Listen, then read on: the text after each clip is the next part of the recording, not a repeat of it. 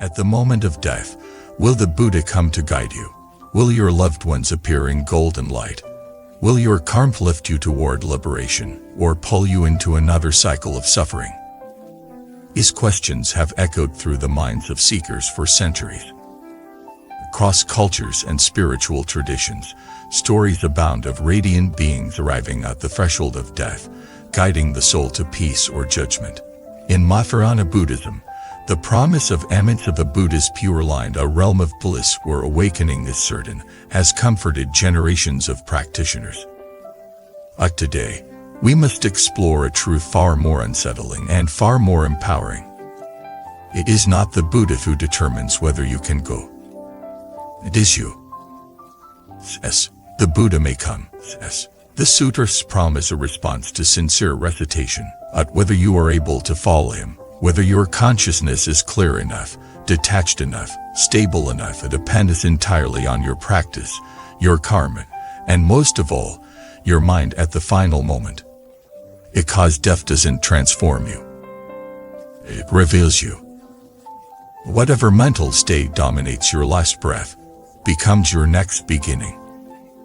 This is why Buddhist masters across ages have said, prepare for death by living well now. Let's dive deeper.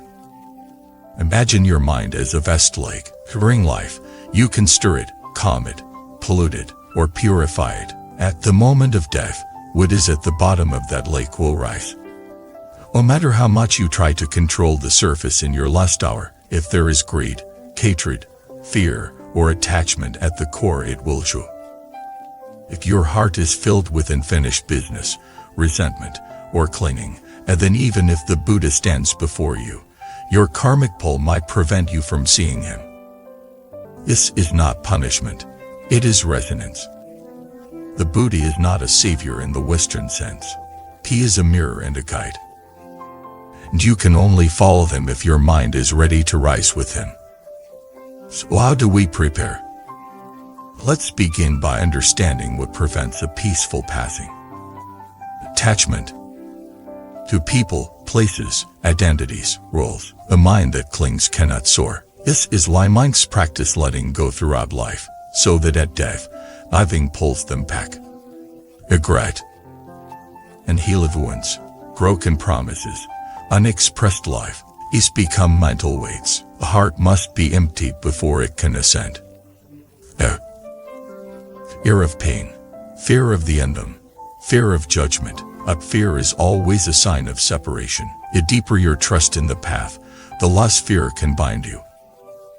These blocks don't disappear just because we've read sutras or attended retreats. They are dissolved through years, sometimes lifetimes of honest practice. And what is that practice? Presence, compassion, attachment, surrender. These are not pragmatic acts. They are daily choices. Choosing to forgive rather than resent. Choosing to pause rather than react. Choosing to bless rather than blame. Choosing silence rather than proving. Each of these choices rewires your consciousness. They shift the dominant frequencies of your mind, so that at the moment of death, you're not panicking or grasping or resting in trust. Let's now examine the Pure Line teachings more closely. According to the Infinite Life Sutra, Amitabha Buddha vowed that anyone who sincerely recites his name, even 10 times, will be welcomed into his pure line. Let the keyword here is sincerely. What is sincerity? It is not fear-based desperation. It is not a last-minute chant to escape. Sincerity means that your heart and your voice are aligned. And you've practiced in life what you not call upon in death. The Pure Line is not merely a place. It is a state of mind. Frequency. Readiness. And readiness cannot be faked. This is why some dying people radiate peace, and others tremble. Not because one was good and the other bad. Not because one was trained, and the other was not. Training here means living a life aligned with Dharma, not perfectly, but intentionally. Let's hear the story of Dajin.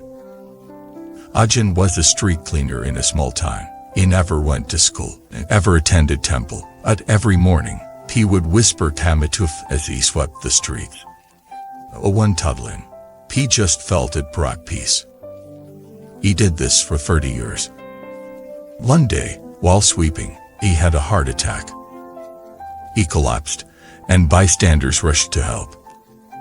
As he lay there, his lips were still moving, Chmituf, Amitufov. He died with a smile. His face radiated calm. A local monk later said, that mind chanted with more sincerity than most monks chant in a lifetime. This is what matters. At ritual. At status. At knowledge. At devotion. Consider another story. Alan was a devoted Buddhist for years. She built a home shrine, donated to temples, memorized sutras. But she never worked on her temper.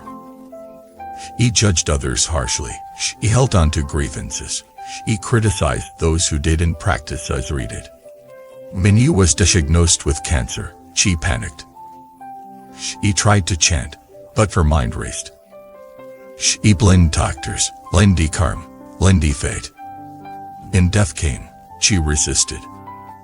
She clung. You raged. Our family said our final hours were filled with confusion and fear. This is not to judge. It is to reveal a simple truth. External practice without inner transformation cannot carry you. Only what you've digested becomes yours. Only what you've life becomes your refuge. So ask yourself now. If death came tonight, what would rise in your mind? Peace or panic? Surrender or struggle? Rest or fear? If your answer makes you uncomfortably good, that discomfort is your invitation to begin now, to practice now, to chant not just with your mouth, but with your heart, to purify not just your shrine, but your thoughts, to prepare for death by living fully, humbly, lovingly. Because the Buddha can only guide the one who is ready to be guided. And readiness is your responsibility. If this message touched your heart, let us know in the comments. What do you believe about death? How are you preparing? What practices keep you centered? Subscribe, like, and walk with us not toward fear, but toward freedom. Because death is not the end. It is a test of what you've truly become. And you can pass that test and not by escaping, but by embracing the path now, while you still can.